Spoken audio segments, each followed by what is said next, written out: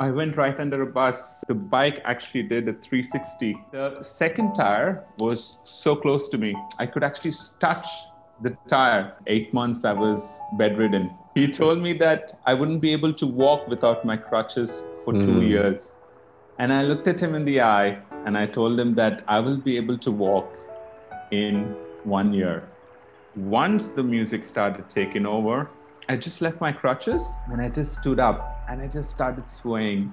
First moment after the accident, I didn't use my crutches. That's how I got connected to music. The only three professions were doctor, engineer, and a pilot. And I couldn't tell my parents that I want to be a DJ. I played at a couple of international festivals as well. We don't need substances for us to enjoy music. There is a way where we can experience higher states through dance, through meditation, and through yoga as well. When I started focusing on my music, from a mode of doing, having, and being, I moved to being, doing, and having.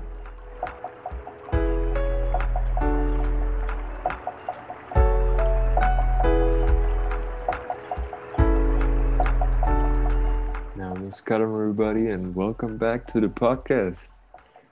In today's episode we have Raj from Hyderabad and he is a DJ.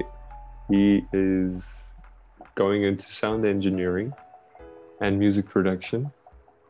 The two of us, we got in touch basically because us being connected through music, through sound, and I was speaking to him and he offered me so much guidance and help on getting the right sources for music, how he approaches music, how he goes on Facebook Live and plays DJ sets for an hour without charging money, without thinking about money, just living his passion. And so I really felt like I want to have him on the podcast. He has shared such a wonderful and transformative experience that he had being involved in an accident and working, being part of corporate life, and then just committing himself to his passion. And so I really hope that you enjoy this podcast. I definitely did. Namaskaram. Welcome to the podcast. Thank you for joining. Such a pleasure to have you. My story can actually be relevant to our audience in a way where I feel the first thing is how music happened in my life. I feel that's something yes. That would be for sure. That was the first thing that I would love for you to talk about, especially how you switched from corporate life, from working in Dubai, and then transitioning into music, and also where music really started. Like, where was that spark that happened? Yes, we will cover that. And I also feel that there is another element as well because of the style of music what I listen to. There's also psychedelics come into picture as well, like because I play Psytrance. So, and for 8 years I've been clean, and it's my way to sort of being as a DJ to also tell people and show people that we don't need substances for us to enjoy music, and there is a way where we can experience higher states through dance, through meditation, and through yoga as well. So that's been my mission, so to speak, because every time I sort of meet an organizer, they somehow relate Psytrance to psychedelics. So yeah, we can cover that as well. Yes. I feel that it can bring, it can be relevant to our audience as well, because I feel right now the youngsters, especially, they have this thing that, for them to be hip, they have to do substances. And in a way, I feel because because they're prohibited, that what make them like, okay, fine, let me experience this. Why is it prohibited? they somehow come from that space, so that once they do it, they'll feel like, yes, I've done something like this. And so I feel we can really help youngsters in that way, where we can show them that psychedelics are not required for us to experience these states.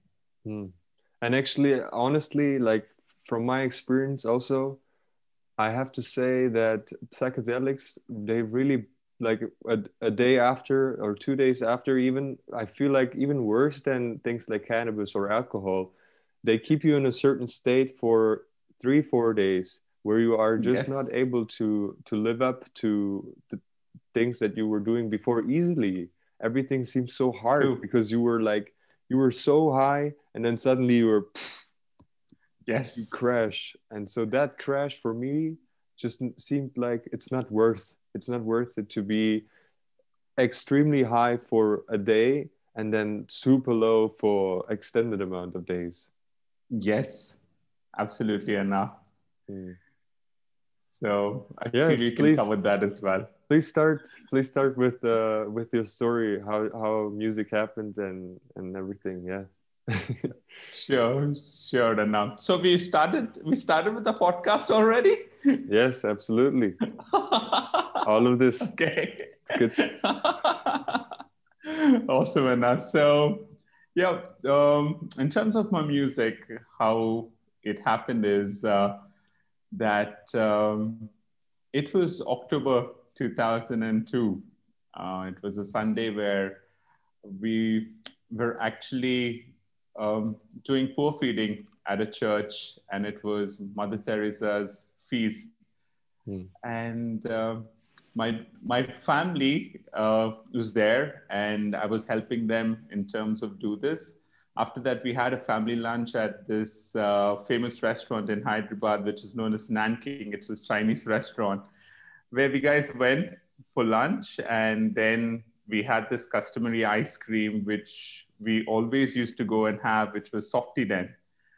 My family went there and they asked me to join them, but I said I ditched uh, my family ice cream offer and go to uh, go and meet my friends, to just have a smoke, because I used to be so addicted in terms of after having a meal.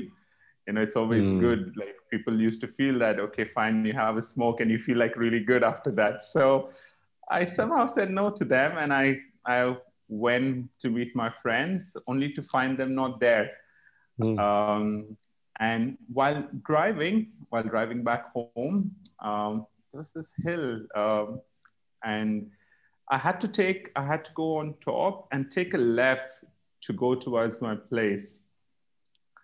So when I was taking this hill, I didn't realize that there was a bus which was coming at a good speed, and I didn't see that. By the time I took the left, the bus actually hit me from behind, and I went right under a bus, and the bike actually did a 360 under a bus, and the second tire was so close to me. I could actually touch the tire.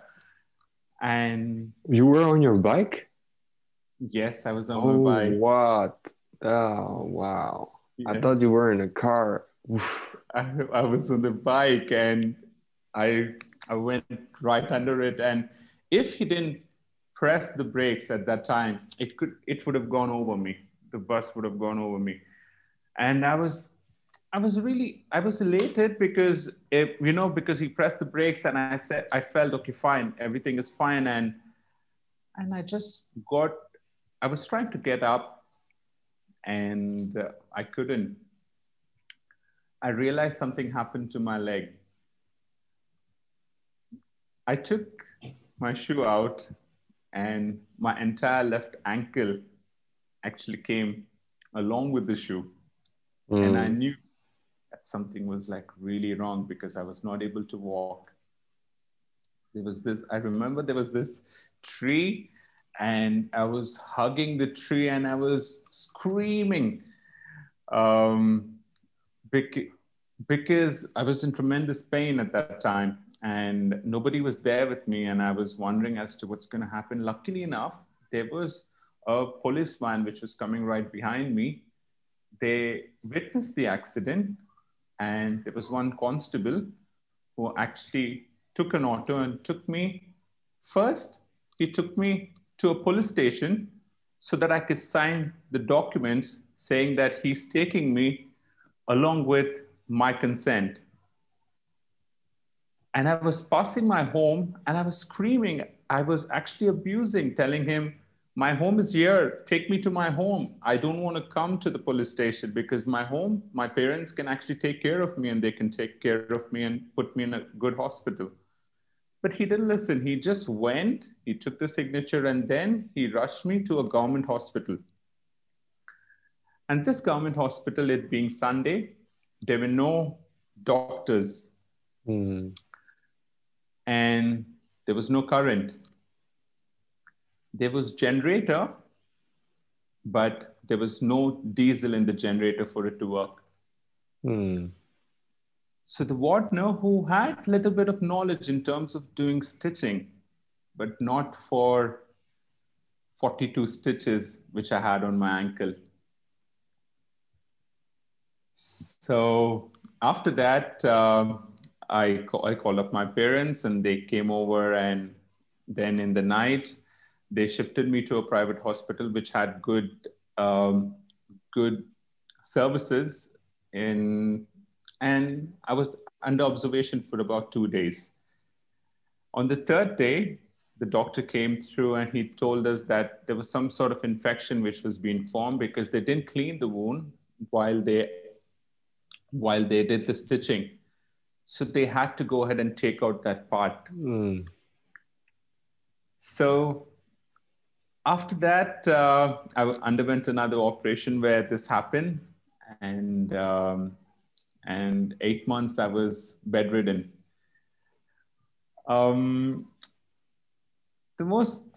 The thing which actually hurt me the most was I was representing the state and my district team in cricket. And cricket still is one of my passions as well. Now, of course, I watch keenly, and I also used to be very good in snooker. So I somehow knew that I wouldn't be able to do this. And I still remember the doctor came when my mom was there, and I asked the doctor, would I be able to play cricket? That was the first question what I asked him. And he told me that I wouldn't be able to walk without my crutches for 2 years. And I looked at him in the eye and I told him that I will be able to walk in 1 year.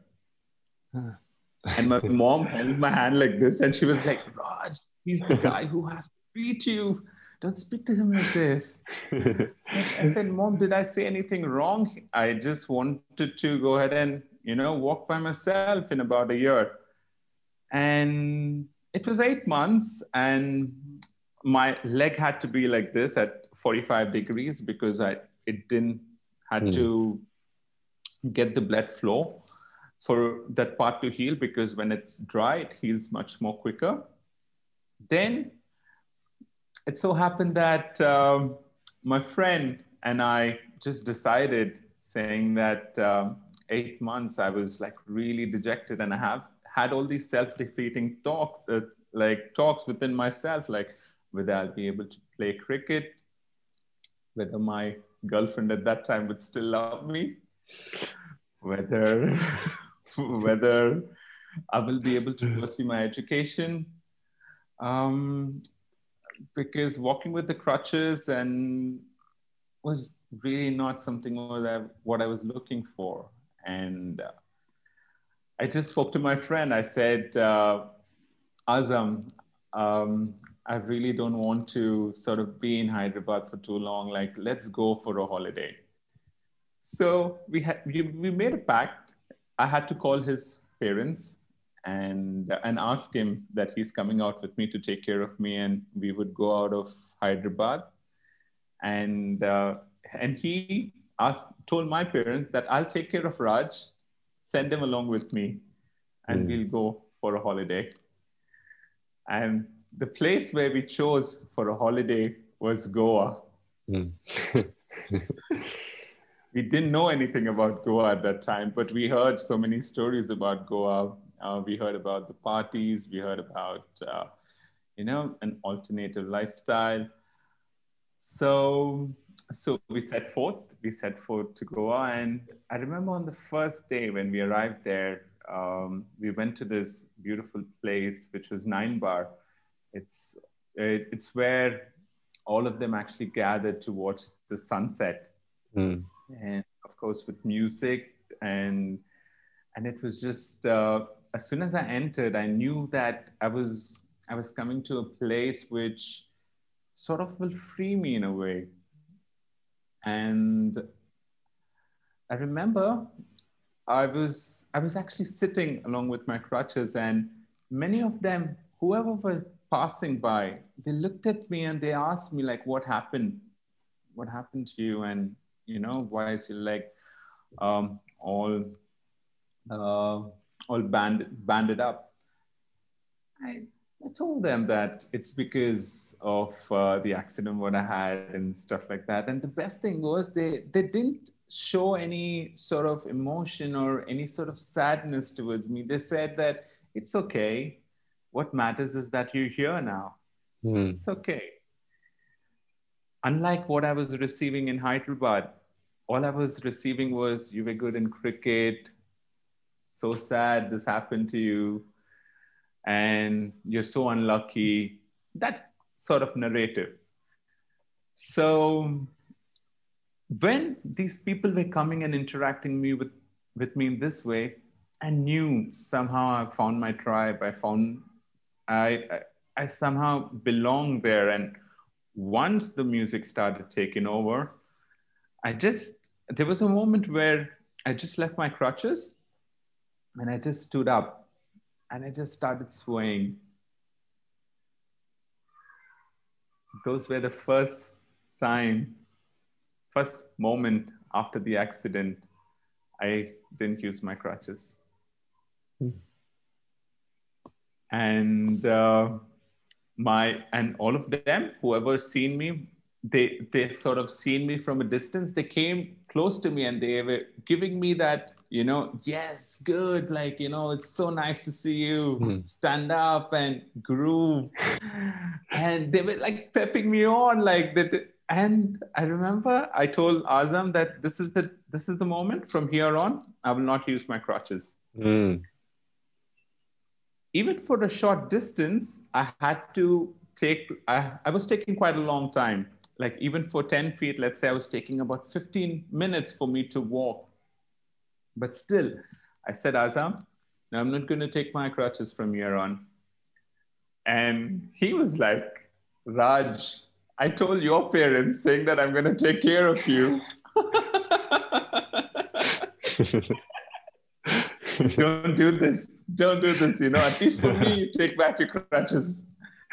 I said, Azam, I just stood up. I don't want to take back my crutches. And I remember the next day, we went back to the same place for sunset. My crutches were still there. And he's seen me struggle all the night, like when I was going to the washroom or when I was sleeping, when I had to go brush my teeth. He was seeing how I was struggling. But he never told me. And then he told me that, Raj, take back your crutches because you're struggling quite a lot. But I was still adamant, no, I'm not going to take back. Again, sunset, we heard the music, and it was one of the best experiences of my life where I knew I could find strength within that music. And whatever I was thinking of, I was feeling that I will be able to do it. I would be able to resume my cricketing career or live a normal lifestyle. Then I knew that I had to do something about this music. So I came back to Hyderabad. I met all my friends and I told them about how it was in Goa and the experiences. And they seen me and I returned back. The thing was, when my mom seen me without the crutches, she knew. She was like, Raj, like, what are you doing? You know, this is not the reason why I sent you. Mm.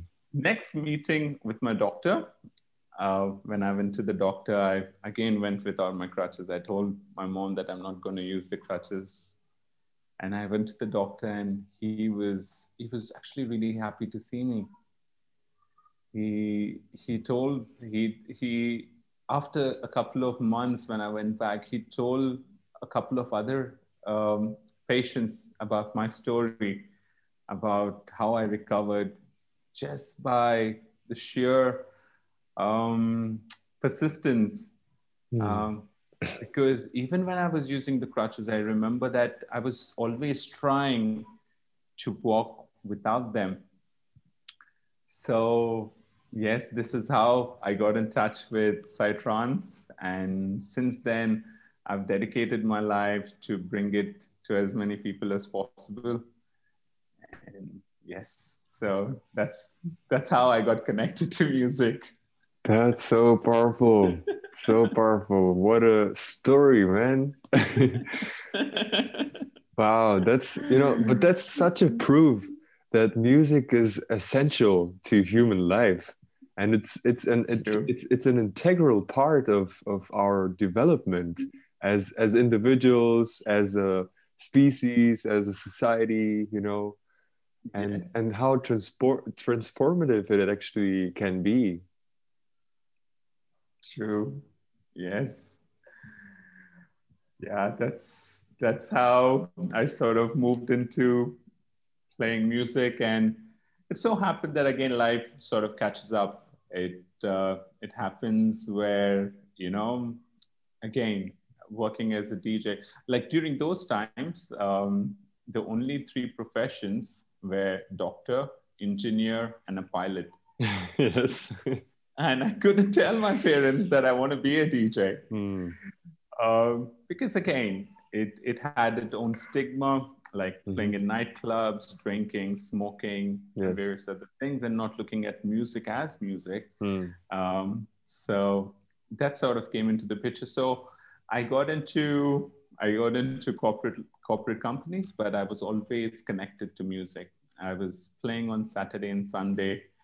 It all started off from me playing on my friends' terraces to Mm. jumping into farmhouses, not letting the owner know, but just like jumping the wall, setting up a party there, giving some money to the watchman. Oh, nice, nice. Yeah, so from there we went to clubs and yeah, nice open air dance floors. And I've been playing at festivals. I played at a couple of international festivals as well. Mm. So yes, it's been an amazing journey, and I feel what happened. It just happened that when I started focusing on my music, um, it actually provided me with those opportunities.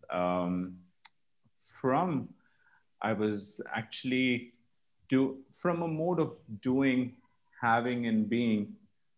I moved to being, doing, and having, because when I got into this corporate life, it was more or less like, okay, fine, earn money, and so that you can take care of your family, your close loved ones, and everyone. So music took a back step. So then, yeah, life sort of caught up, and I wanted to make some extra money. I wanted to go to Dubai because there's this currency difference. So for me to work, I went there, and I got my first job was there in Mashreq, which is a local bank. And then I moved to HSBC, and my HSBC job was like really good. I worked there for like 2 years, and every morning I used to like suit up at 6 in the morning, and just imagine like waking up at 4:30, suiting yourself up, and leaving home at 6, because I was like on one corner of Sharjah, from Sharjah, and my office was in Dubai. So from Sharjah to Dubai, it's quite a distance, and although without traffic, it's about a 30-minute drive, but with traffic, it can go beyond 2.5 hours to 3 hours. So we had to like leave early Mhm. at 6. Um, so yes, I was inspired working there, but I was like 70% inspired. Um, because because I knew that there was this calling that, yes, although I was earning money, I was doing good, but there was this calling which, if I didn't play music even one single day, I knew that I was missing out on something. So Mhm. I set up my home studio.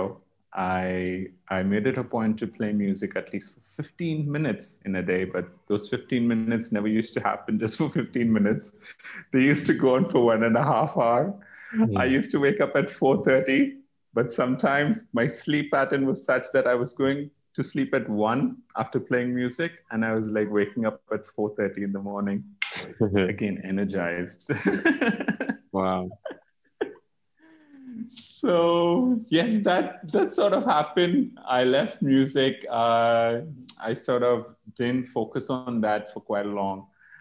Um, then then from there, I got opportunities to travel abroad to play for festivals.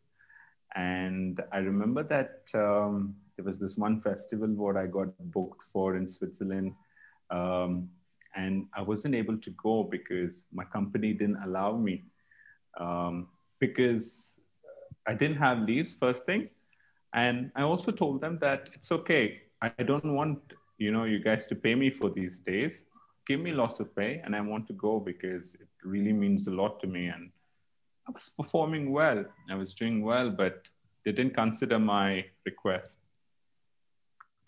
I I went to a beach on that day. I remember the sun was setting, and and I was actually literally in tears. I was alone actually, and I was in tears. Uh, because I knew that I was giving in so much for this company, um, sacrificing in a way, but they didn't come to help me in terms of my leaves, and I didn't even want them to pay me the money as well. But and that's when I actually realized that, okay, fine. If a moment comes where I have to leave everything and go, I'm ready. And see how the universe works. Huh? It, it, it's in about 3 months from then, um, they were laying off people from HSBC. And so happened that it was coinciding with my what first happened was that they laid me off. They Me and my manager were not in good terms after that, so he sort of recommended my name, and I was asked to leave given the pink slip. But I knew I really there was something inside me which was telling me that it's happening for your good. I They call even ambulances because there were people who were working for even 12 years and above. They were also getting fired. So they were wondering as to what's going to happen. So they had ambulances on standby, and they yes. So they had my name, and I remember there was this other manager who came, and he took me and went, and I was smiling, and he looked at me and he asked me, Alex, don't you think it's how are you gonna get another job now? Like, and you're smiling, you're not upset about this. And I told him that I knew that this is working for something better and something fulfilling for me. It's gonna be something fulfilling. And he said, I like your perspective, how you see things. And he guided me, and I took my, um, I took my letter. And after that, I didn't return back to HSBC. I came back to India, and it so happened that it coincided with my son's birth. Oh, My son, yeah, my son was actually supposed to arrive 1 month, 15 days after the day when I arrived. But when I arrived, um, he on that same day he started kicking, and my wife sort of she complained. She said, "Okay, fine, something's happening," and we went to the hospital, and she gave birth the very next day. damn, that's crazy. That's And wonderful. yeah, and he came 1 month, 15 days early. So again, because he was premature, I had to stay back, and I thought I'll spend some time in India and then go back to find a job. But I stayed back in India because I wanted to take care of him. So yes, and since then, since then I've been in Hyderabad, and yeah, what happened with music after that is also something which was really amazing. I remember this instance wherein many of them were asking me, 6 months I was not working, and many of them were asking me, like, Raj, get a job, because now you have a son. Although I made quite a lot for me to rest and take care of my son so that he could be well and then start my work. But these outside forces, they somehow tell you to do what you have to do when where they themselves don't know what to do. Hmm. Yes, yes. So I took my bike, went to this place, high tech city. It's a hub in Hyderabad for companies, for outsourcing companies, and it looked very daunting. Those lights, when I looked at them, they looked like very daunting. I thought to myself, Raj, I started working. I started from here, and after all these years, are you going to come back to the same Hmm. place? It was quite daunting, but somehow the outside voices sort of overshadowed my inner voice. And I said, okay, fine, at least for their happiness, I will go. And I arranged 2 interviews for myself. Thanks to my friends, I was able to arrange 2 interviews for myself. I came back home so that I can arrange my certificates, only to realize that I couldn't find them. Now my mind was playing tricks. I was thinking, did I leave them in Dubai? And I called back the watchman to find out, did you see my certificates at the time when you were clearing up the space, clearing up my flat? He said, no, I didn't find anything. At least you should have called me sometime earlier, because then you could have told me everything is cleared. I was like, oh my God, what I'm going to do? My 10th class certificate, my intermediate certificate, all my professional certificates were there in that. So I remember this instance where I went to this place where I usually go for my runs. I was sitting there, and I was actually screaming. I was like, why is this happening to me? You know, why? Like, because, now I have a son. God, please show me a way, because now I have a son, not now, you know, because I want to earn, and I at least want to get out of this home so that, these voices can actually be somehow, turned down. And I was watching, there was this small pool of water, with a lot of ants, and these ants were actually trying to cross this small pool of water. They were not able to because it was there for quite a distance. What these ants were actually doing is they were walking right along it, alongside the water, and there was a thin line in between so that they could cross to the other side.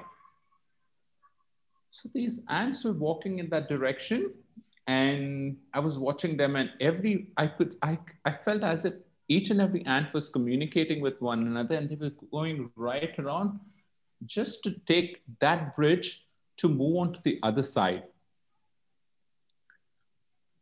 I somehow felt that it showed me that the only way I have was the only thing what I can actually bank on is my music. That was the only thing I knew apart from my education. Till then, I was playing these tricks with myself. I will go get a job in HSBC or any other company and I can work, and I will do my music part-time on a Saturday or Sunday. But something happened to me on that day. It showed me that I had to go ahead and take this step. The only thing I knew at that time was the knowledge what I had in music. And from that day on, I decided that, okay, Raj, give it your 100%. And only on that day, from that day, I've taken this completely as a way of life. I won't even call it as a career because I'm not creating anything here. Everything is there. Everything is there in creation already. I'm just reflecting something which I know what I can do. And it somehow is being mastered through quite some time. People say past lives, I don't know, but I feel that these things, you've been mastering them. And every time the universe sort of takes you back onto that path. Sometimes if you guys are trying really hard to go away from it, it has its way for it to sort of sometimes nudge us or sometimes even kick us. It happened with me twice in my life, which I've discussed in a very hard way. Because, and again, that again is something which really helped me. If I didn't face those situations, I wouldn't have been so strongly focused towards music, because I had to face that side where I knew that although I was doing something which was somehow materialistically providing me with things, but I was not happy from within. And it somehow brought me back onto that path. And since that day, I started playing music. And after a period of 4 months, I was settling up my space. And I was well established in music by then. Then I took out a suitcase just to dust it off and just to see as to what's inside it, because I had my speakers in there. I took them out and I took out my speakers. Right under my speakers is my file.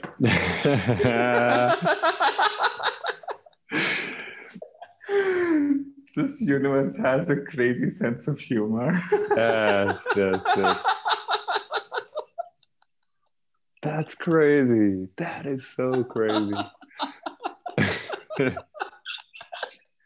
And guess what I did? What I did with that file?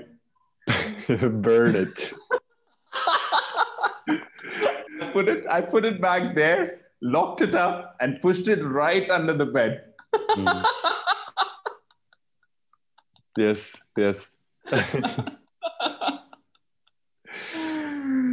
So I feel that universe somehow knows like what's like Mm. really good for us, because we're living in an intelligent universe. Mm-hmm. It knows, what we're really good at, and it brings us back onto its path. So yeah, I feel all we got to do is know this and trust this, Mm. and since then it's been so amazing. And again, I moved to a place where I'm being, doing, and having, and the being came after I met our guru. um, because till then I was just with my dance and just moving about, traveling and all, and doing other various other activities. The being sort of came from there. Then the doing happened because I was not doing anything. I felt as if I was allowing this into existence, because this is something which I already knew how to play music and how to make music and express music. um, and I felt that I was not doing anything. It was a feeling of like I'm allowing this to come into existence through me, and of course, having is just a consequence of that. So Mm. yes, that's been my journey so far. Yes, and I. I would love to know, or yes, please go Yeah. ahead. And I feel this is when there is some talent in each and every one of us. Mm-hmm. Sometimes we tend to sort of this tend to sort of bury it somewhere, Mm. um, trying to earn, and of course with other pressures. I think it's not And us that buries it. I feel like it's mostly the environment and the people and the yes, education, the programming from your parents and all of these things. It's not like they don't want you to do this, but they just don't know that this is your talent, that this is your gift. yes, yes, I agree. And this sort of this is so relevant in today's times as well, Mm. because as soon as they're out of college, what's the first thing the companies do? They go to these colleges to hire Mm. students. And let's say a friend is working, and that friend is able to, like, let's say, sort of earn and take care of himself, buy new stuff. This friend who is interested in, let's say, pursuing music or sport or martial arts, they somehow get get influenced by that, and they don't take this path which will actually lead to fulfillment. Mm. Yeah, seeking for security, you know, like money wise, and then the people around you, what they think of you. I felt Yes. like that as well, for sure. And that's what I wanted to talk about as well, because for me the spiritual dimension, when that came into my life, only then I really, I was like, oh, there's something more than just making money, having success, and all these things. And actually, music and spirituality, there are like two mediums which are, they are kind of partnered, they work together in so many ways, because music is based on rhythm, and rhythm is based in the heart and in the body, how the blood flows, how even the waves in the ocean, and then the waves and the sound and the music, everything is super connected. So music um is is is so connected with spirituality. So I would love to know how spirituality, how that aspect came into your life as well. Um, yes. After my accident, of course, I wanted to see as to how I can. I was first into physiotherapy. I was trying to move my ankles so that I could get that flow, and then I stumbled upon yoga, and yoga happened through my friends who were at festivals, they also had this chill out stage, where at this chill out stage, we had people doing yoga and also prescribing Ayurveda, natural way of and also the benefits of being a vegetarian. So through that, I started doing Surya Namaskar, and I started doing Surya Namaskar by watching videos. That's how I first started. Me too. I started doing yoga with videos. Same. Then, man, it's so funny thinking about that now, because of how now we know as to how it's been transmitted by Isha. Yes. And how important the ambience is for the transmission to happen. So I did Surya Namaskar for a period of 1 year, and slowly I could feel that something was happening, and I gave up non-vegetarian because my body was not agreeing, and I gave up drinking, and I gave up even smoking as well. And all this happened in a span of about a month, where I knew that my body was not taking these in. And although I was, and one thing which I noticed by giving up non-vegetarian is the sleep, because the sleep was much more sound. And although I was sleeping for less than, let's say, even 7 hours, but I was sleeping so well. And the energy was lasting throughout the day, because we were in sales and we really had to perform. So then I wanted to know about Shivratri. And one night I remember it was 2014, when I just typed in YouTube, what is Shivratri? And the first video which came was of Sadhguru. And I remember that night, I was in bed 2:30 in the night. I had to wake up at 4:30 to get to work, and I'm lying down watching YouTube. And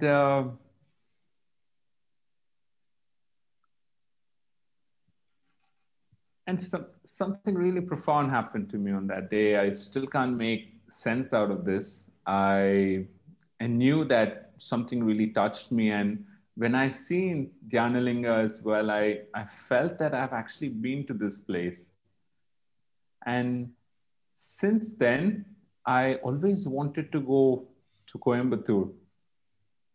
And my first visit to Hyderabad, after that, the very next month, Sadhguru actually came to Hyderabad, and that was the first time I seen Sadhguru right in front of my eyes, and I couldn't believe what was happening. And within 10 days after that experience, I went to Coimbatore. I went for Mahashivratri, and I was not. I didn't register for Shivanga, but as soon as I entered the ashram, me and my friend Jaipal, they asked us, "Are you registered for Shivanga?" We were like, "No, what is it?" And they told us that we had to go ahead and trek this mountain, the Velangiri Hills. And it sounded like very interesting to us at that time. And we guys were like, "Okay, fine, register us. We would like to take the trek." So next day, we had to take this trek. We didn't even realize that it's so humongous. The trek, it's it's very challenging. I felt at that time because that time I wasn't doing too much yoga and I wasn't eating right as well. Even with yoga, it's it can be quite challenging on the mind, you know. Yes. The body is fine. The body can do so many things, but the mind is like, oh no. Have you been there enough? Yes, yes, yes. Yes. Yeah, my body was like, let's go. My mind was like, oh, I'm tired. Please, let's go down. But somehow Yes. made it. Something else Yes. carried me. So, yes. I felt the same after the fourth hill, and it just took us and went. And they say that the last hill is the most toughest to Hmm. actually climb, but I didn't feel like that because I felt that something else just took me Mhm. and went. It was amazing. I Then remember that was uh, yes, yes, please, please, no, please. I remember going down, you know, everybody was like so tired and everything. I had so much, I charged up so much energy up there. I was like running down. There was one point where I actually slipped because I was going barefoot. I slipped down, like my backpack, my water was falling down. People around me were like, Why is this guy?" And I was just, I like went down the mountain, like rolling down, and then I got up, I got my stuff back, and I ran again. I had so much energy in that space. It was crazy. It was, Yes, it's an intense trek. Wow. So, and I was feeling so amazing when as soon as we guys came down, the next day was Mahashivratri festival, and I thought I wouldn't be able to wake up till afternoon, and I slept at around 10:30 in the night, and I woke up at 4:30. Something just woke me up, and I just started doing my practices. I started doing Shambhavi because I was initiated in Shambhavi at that time. And after that is when Shivratri happened. So then then Hatha Yoga practices I started doing in the month of May. So yes, that's how I moved into yoga, and since then I've been practicing yoga. Uh, yes. So it's a now. how did yoga and meditation change your perception or your approach to music? It first, yes, to be actually music, the sort of music what I'm playing as well, it's somehow related to a lot of other stuff. Like I play Psytrance music, and because it's psychedelic music, people relate it to quite a lot of other things like psychedelics and various other things.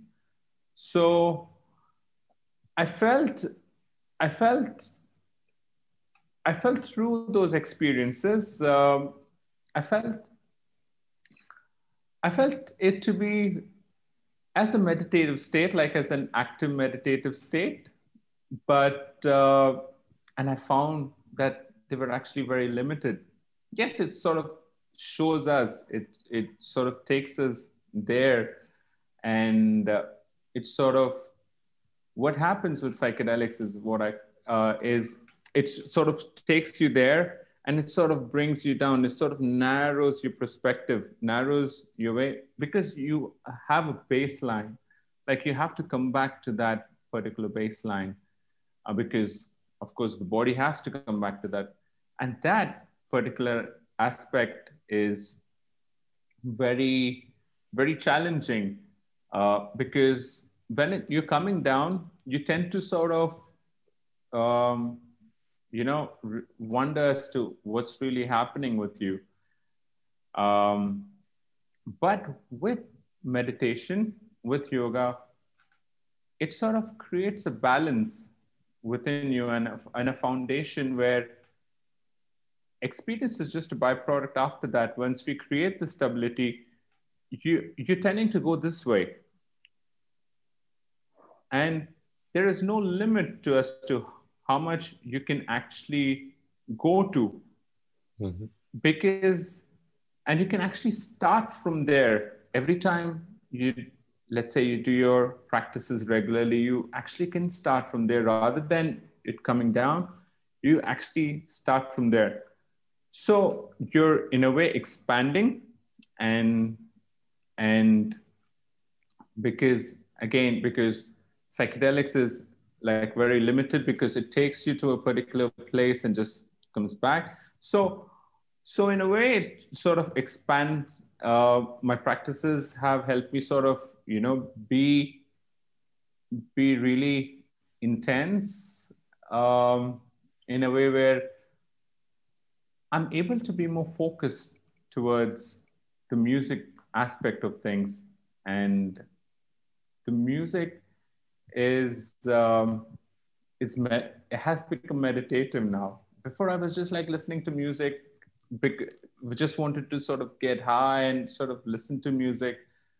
But from the time I started doing my meditation and yoga, I started sort of connecting it. It sort of brings you back into the present moment. And yes, I actually can't put it in words as to what really happens when we are in the zone, because you're in this incredible flow and things just start flowing when you're in the creative process, and you get these new ideas which never existed before. And sometimes we tend to even think like, did I really have these particular ideas before? Or they're just like sort of flowing in and they're just sort of coming through you. Mm-hmm. And meditation and yoga has sort of helped me with that because they tune you into this beautiful sort of frequency where it's just flowing. It's just, you're allowing the experience to happen rather than sort of doing anything. It's just taking place. Yes. I love that from doing, having, being to being, doing, having. That's such a wonderful. That's exactly what spirituality is, Yes. So good, so good. And also, even if we look at the core of spirituality, or actually rather the core of sound, the core of music, the origin of music, the origin of sound is silence. If there is no silence, there is no sound. So going back into meditation, going back into yoga in silence means that, whatever sound is within you now has space to come out, has space to be expressed. Yes. Yes, as they say, it's the silence between the notes which actually makes the music. So before, from being all jumbled up and not knowing as to how to create this and how to make this fine expression, through yoga and meditation, it somehow settles everything down, and you see that very clearly in terms of what is the next step, and you just allow that coming into existence. So what's the vision? What's the plan? I didn't even know that you have a son. That's so crazy. So you have what's the vision? What are you working on? To help people to experience music, and also to help people to find expression to their talents, and also help them to find their expression as well. Mm, I'm also a co-creator for music festivals as well. So I feel whatever has happened to me, I feel I feel I can share that, and also to show that we don't need psychedelics for us to experience these states. All we need is there is a different kind of high Mm-hmm. when through clarity, through through knowing your vision and hitting that, there's a different sort of high what you get with that, rather than, and I don't think so any substance can actually give that. So yes, I also because me being in the Psytrance scene, people ask me as to whether I do psychedelics anymore, and I tell them that there is a way, and where we don't need psychedelics, and it's always so surprising for them when I get into these parties. The first thing what they ask me is, so, what do I want to drink? And when I tell the waiters that I don't drink, just get me a glass of water, and they'll be like, they look at me and they'll be like, yes, just get me a glass of water, and they'll feel, okay, he's a Psytrance DJ, and he's asking me just for a glass of water, and You have to show them also, that you have to show them your paper, you know, that you that yes. you are a real, you know, because if you don't drink, that's not good. It's crazy. But it's Yeah. wonderful that you're out there and you're showing people it's possible without. That's powerful. Yes. Yes, and so it's actually been a journey for me on those lines because of course the music what I've taken up to produce and to play, and it has a lot of stigma as well, and not that not that substances are not used across all different genres. It's just that they say psytrance music is because it being fast paced. This comes into the limelight saying, okay, fine, this is sort of, the people who listen to this sort of music, they do substances. It's not that. Substance abuse happens across all different Mm. genres. They somehow link it to psytrance.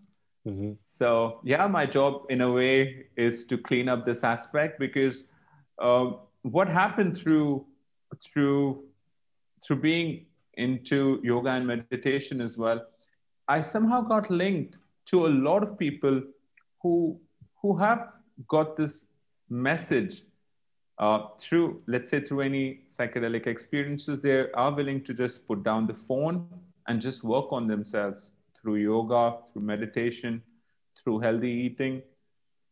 90% of my friends don't engage in psychedelics anymore. Maybe one or two of them, uh, maybe once or twice you know, maybe about like 60% of the people are completely off it, because they've found alternative ways for them to experience this. And few of them are really experiencing these states just by creating through music, through various other art forms like fire dancing, and creating, gardening. Hmm. So so so yes, my vision in a way is to clear this sort of stigma in whatever way I can, and also bring the sound to people, to as many people as possible, and also to let them know that to follow um, their talents. Hmm. And we live in an intelligent universe which can actually, it knows what to do, and it's always guiding us towards that. Mm. So yes, so I I tend to help uh, people who sort of meet me on a day-to-day basis as well. Like they somehow get connected to me, and I tell them that this is how we can actually go about doing what we love. Hmm. And then maybe one more thing, because in these times, there are no you cannot perform, right? You cannot go live, Yes. like you cannot play anywhere. There are no festivals and all these things. How did you manage these challenging times, these uncertain times? I know you took up some projects, but if you could share Yes. your perspective on this, because I feel like a lot of artists are struggling. Yes. So in fact, I realized that it was only art which was actually able to sort of switch people off from what they were actually listening, let's say in news, through their friends, from various other people. And we sort of took this, me and a couple of other friends, we said, okay, fine, let's go online. We'll start doing our live sessions Saturday and Sunday so that people can have an outlet to see this happening in a different way. So a lot of live events happened at that time. And yes, a lot of live, and it also gave me an opportunity to learn sound design. Hmm. So I use this time to even learn sound design as well. But to look at it, it was just art which actually helped people during these times, because everything else was sort of shut. People, Hmm. whether they were doing painting, they were doing live painting or stand up comedy or performing live through various other social platforms, they were actually able to engage and sort of switch switch them off from whatever was going through, because there was a lot of fear with this whole pandemic Hmm. situation. But I feel art sort of helped them sort of get look, give them another perspective of what was happening. Yes. Hmm. I really feel that you also have a very abundant mindset. You're not so worried about how am I going to make money with this, but because I feel that most people don't do what they're passionate about because they're thinking they won't be able to make money, or how will they going to be able to make money? How did you approach this aspect? It was quite a limitation for me as well, because I wouldn't have gone through this entire drama of working for a Hmm. outsourcing company, or let's say HSBC or G, for me to keep my music happening. I always used to feel that, okay, fine, I can't earn so much as to how much, so that I can provide my family through my music. So I always sort of uh, went towards security in a way. But when I started taking music as the only thing what I want to actually do, my mindset started changing already, because I felt that I only looked at music in terms of just DJing, and only there I can actually get the money from. But there is, as we, it's an intelligent universe. It somehow knows like how to provide for you, and you're acknowledging what's the talent, what it's given you, Hmm. and you're making it find expression. So, I mean, there were a lot of opportunities where money started just flowing in through that, Hmm. because I felt in some way the universe was happy as well, because it we were able to acknowledge as to what it was doing, what the gift it's given us. So yeah, even it was a huge thing for me as well, that shift from uh, from working Monday to Friday and then pursuing your passion on a Saturday or Sunday. Yes, and I feel it comes through focus, through dedication. Because once you're dedicated to something, you're devoted to something, it somehow just happens that you get a lot of different avenues where you can actually earn from. And yes, and in that way, I feel even sleep as well somehow disappears. It doesn't you don't need that 8 hours of sleep, even 6 hours of good sound sleep. That's enough. And because you're doing what you love doing and you want to do more and more of that. So yes, so you have those extra 2 hours for you to do something else, again connected to your passion. And yes. Wow, wonderful, really. You answer questions before I ask them. I love it. No, I feel like anybody who will listen to this, they will, it will ignite a certain fire within them to see what it is that truly matters to them, and how they can start to act upon it. Because just thinking about it will not do anything. You have to act, because only if you act, actually the universe starts to show you, like, okay, now you're ready to act. Let me open up all the possibilities which are out there for you. Yes, we just need to take that first step. And as Albert Einstein said, that the main decision what we need to make is whether we live in a friendly universe or a hostile universe. And we're living in a friendly universe because it's always providing for us. It's always taking care of us. It's just our puny minds which is just thinking about survival.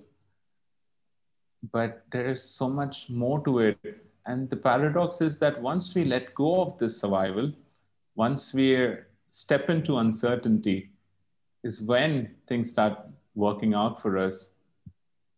Because that's when we are actually trusting the universe. When we are uncertain, like when everything is so uncertain, you're willing to actually step into that uncertainty.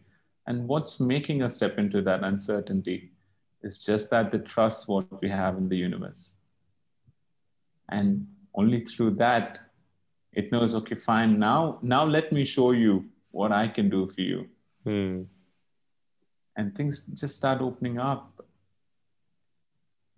So, yes, but the first main thing is we don't need to look at the whole staircase.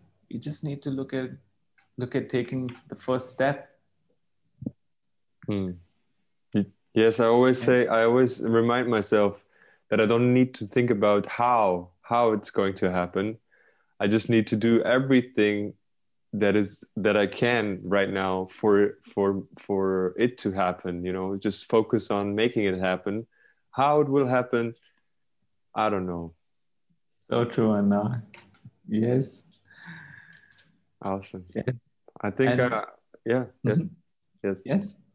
You. So just the why, like, why are we doing this? Like, there is something which we can't put it in words in terms of what it actually brings us, but we know that it sort of makes us be in a blissful state. And that in itself it's rewarding. Yes. And I want to add to this, I feel like many times, it's even a lot of times, not always, but it can be that the thing that you resist the most is the thing that you actually want to do. At least for me, I feel I had so much resistance with music, with sound, because I always felt like maybe I'm not good enough. Maybe I'm, maybe I'm not capable of doing this. Maybe like so many thoughts come in and just like all this, whatever I picked up, whatever I'm telling myself. And I came to a point where I realized, you know what? Actually, the thing that I have the most resistance towards is the thing that I need to do now in order for me to grow. Yes. Yes, and now it makes sense for me as well. Like I used to resist it so much. Like I used to just like, okay, fine. Like it's not time for you yet. It's not time for you yet. So, but it just like sort of when it just came through, it came through with such great force that we can't miss it. It's it's just it's just finding expression just by itself, and we just need to just allow it to find expression. And that's where yoga and meditation sort of help, because I got out of my own way for it to sort of find expression, because I was feeling so rigid about this, like whether it will happen, whether I'll be able to be accepted, whether I can really make it like big in music, or whether the people who I feel that are stars will be able to like sort of listen to my music. Only to realize that I bring my own sound. I bring whatever, because what is there anything new if you sort of make that same sound which is there already? No. So this sort of replicating thing sort of went off, because I was trying to replicate few of my favorite artists, and then I was finding myself to be in a comparison mode, like whether I can do this. And then I said, okay, fine, shrug all this off and just do what you feel like doing. And that's when actually the magic started happening. That's when I started stepping into this wonderful zone where I'm getting these creative ideas, where I'm meeting these wonderful people who sort of have something what is needed for my next step. Yes. Very grateful to meet you. Yes, me too. Yes. Yes. Very powerful message that you have. Thank you for sharing everything that you did. So thank you so much, Anna. Thank you so much. And I'm always so grateful for you to bring this, as I've told you, the visual aspect of my promotions as well. And again, the connection, I don't know how it happened. I just like sort of seen one of your videos and I said, wow, just let me speak to Anna, and you sort of just led me, and I feel it has a way, and there's no logical way to it as to how these things happen, but it's so beautiful, Anna. Thank you so much. Thank you for coming. Feel free to subscribe, like, and share, comment, and we will be very happy to have you join on more. Namaskar.